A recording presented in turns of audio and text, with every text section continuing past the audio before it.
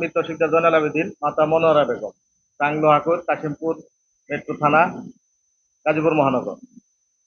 আমার পিতার মালিকানাধীন কিছু সম্পত্তি নিয়ে দীর্ঘদিন যাবৎ বিরোধ চলিতেছে। উক্ত মামলা গাজীপুর সহকারী জজ আদালতে মামলার নিষেধাজ্ঞা জারি হয়, স্ট্যাটাস কো জারি হয়। স্ট্যাটাস কো জারি থাকা সত্ত্বেও তারা আইনের আদেশ অমান্য করে সীমানা প্রাচীর নির্মাণ করতে যায়। সীমানা প্রাচীর নির্মাণ করতে যাওয়ায় তখন সেখানে আমি তাদেরকে নিষেধ করার পর তারা আমাকে মারতে আসে। দা, লাঠি, অস্ত্রশস্ত্র নিয়ে আসেও তারা মারতে আসে। তখন আমি ওখান থেকে একটু সরে গিয়ে তারপরে থানায় অবহিত করি, ট্রিপল লাইনে ফোন দেওয়ার পরে ট্রিপল লাইন থেকে থানা থেকে পুলিশ পাঠায়। তারপরে সেই পুলিশ এসে এখানে শান্তি শৃঙ্খলা বজায়ের জন্য দুপক্ষকে সরিয়ে দেয়। পরে ওইখান থেকে সরে আসি। যখন পুলিশ চলে যায় আমিও চলে যাই। কিন্তু পরবর্তীতে ওই পাশে আমার যে বাড়ির ভিটা আছে ওখানে আমার মা একা ছিল।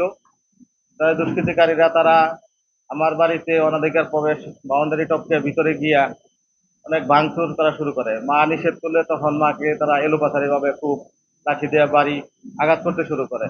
আঘাত করে তার মাথায় দা দিয়ে খুব দেয়, লাঠি দিয়ে বাড়ি দেয়। তখন তার এক হাত, ডান হাতের এই উরুতে এখানে ভেঙে যায় এবং পায়ে মারাত্মক জখম হয়, রক্তাক্ত জখম। এবং তার সমস্ত শরীরে লাঠির আঘাত, সমস্ত শরীরে। আমার মায়ের বয়স প্রায় 65।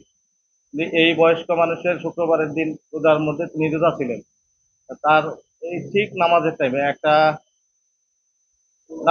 আমি তখন নামাজে যাব, এমন একটা সময় তারা এই আক্রমণটা চালায়। এবং আক্রমণ চালানোর পরে আমি খবরটা শুনি।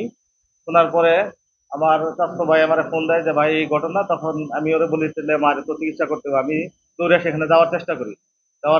পরে পথিমধ্যে আমার একটা ছেলের সাথে দেখা হয়, মনির করে নাম ওর সাথে। ও আমারে বলে তুই এখানে যাস না, তোর গেলে তোরে মেরে ফেলবে।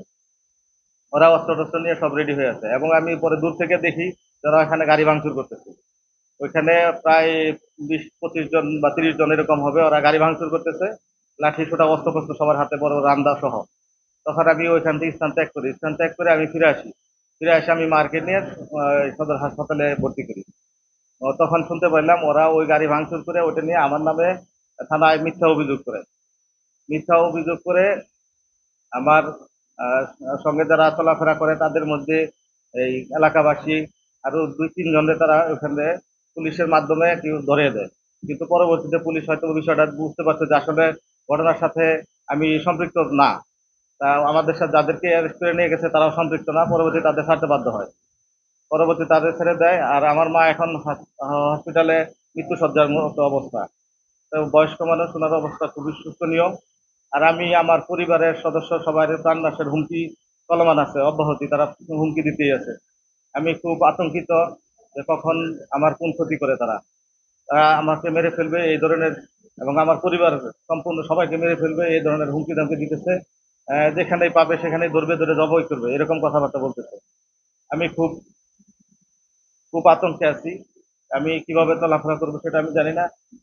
আপনারা আমার সহযোগিতা করবেন, আপনারা আমার পাশে থাকবেন যেন আমি ঠিক মতো চলাফেরা করতে পারি এবং আমার পরিবারের লোকজন যেন বেঁচে থাকতে পারে। শুধু বাঁচার অধিকারটুকু চাইতেছি, তা না হলে ওরা তো আমাদেরকে মেরে ফেলবে।